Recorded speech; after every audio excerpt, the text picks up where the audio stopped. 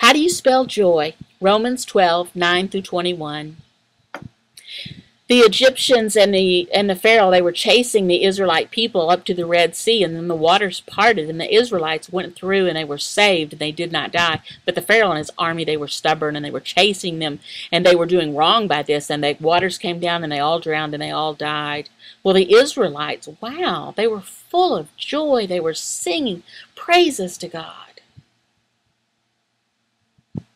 The Israelites, not long before this had happened, they were slaves in Egypt. And remember, they had to make bricks.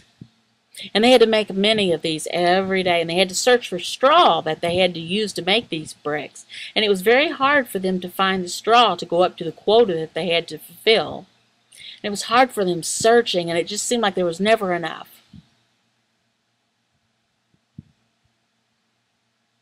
Now, it was hard on them, but before, God had commanded Moses to lead them out of Egypt, but he led them into the wilderness, and they complained there. They weren't joyful there. Now, we can understand why they complain. They complain because they have a sinful nature, the same as we do, no different than us. It's not easy for us to rejoice, to even learn to rejoice. It's not easy to do that when we're going through hard situations. It's easy for us to learn to complain, though. But sometimes when we have hard times, we need to be full of joy. But it can be hard now. But remember, when you believe and put your faith in Jesus Christ, the Holy Spirit indwells you now.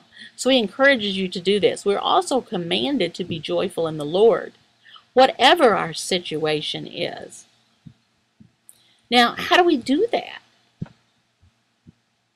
Well, you know, the last vlog that we looked at, we learned about one way that we could have joy in the middle of difficult times. And what was that? Well, to look to heaven. Remember, we discussed this. And remember, you know, in our lives here on earth, remember they're very short. It's very temporary until we'll be in heaven and we'll experience full joy. There's another way, though, to have this joy. What do? Well, we can have joy in others who have joy.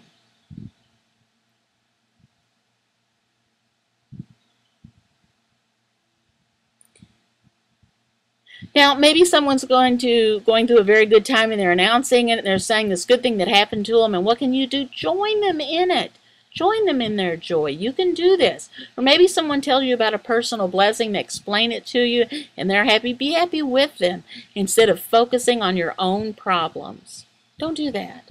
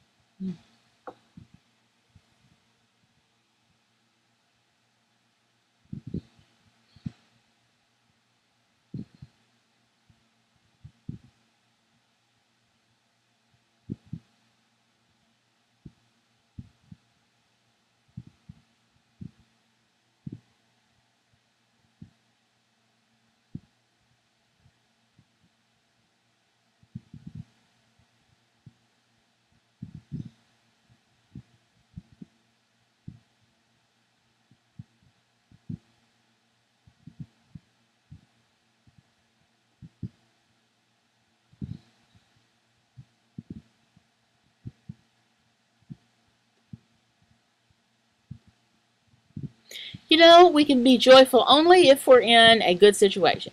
No, of course not. We can be joyful in other people. This joy that we can have is we join them when they are happy. We also join them when they are sad. We support them. We can bring joy into their lives. Sometimes if you're sad or you're depressed, you can think about another person. You can. You can do whatever to make that other person smile. And then you see the joy in them, and it will influence you to be joyful.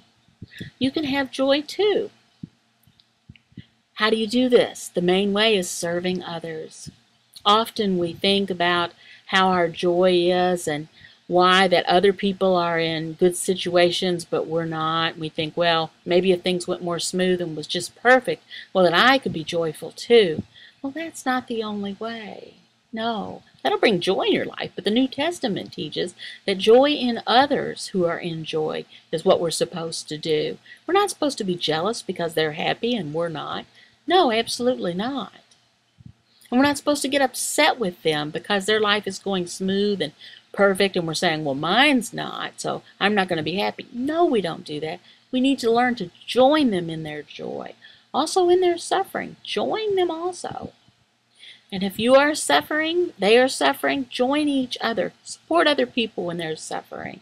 Don't dwell on your own problems. Don't focus on your hard situations. Join other people. Join other people in joy or suffering.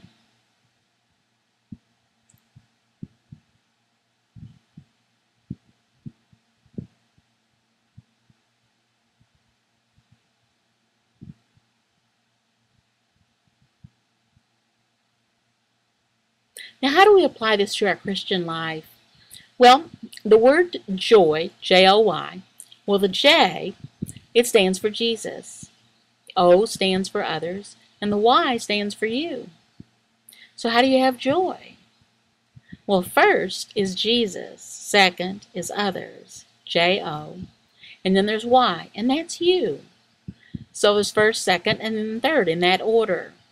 This is a children's lesson that they learn in Sunday school class, but it's also a very hard lesson for us adults to remember and think about. We need to sometimes we put the Y first, and we need to turn that around and put the J first. Not you, Jesus. Look at other people this week. Find people that are joyful and join them in their joy.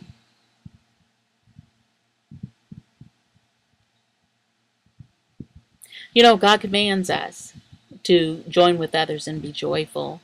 Or if they're suffering, He commands us that we are to join with them and to support them. I have an old vlog that I made a while back. It's called Rejoicing with Others. And it expands more on this subject, and it's an important one that can be very, very helpful. The URL will be at the bottom of this vlog where you can go to it and watch this. It'd be important to you, I think. Por un día.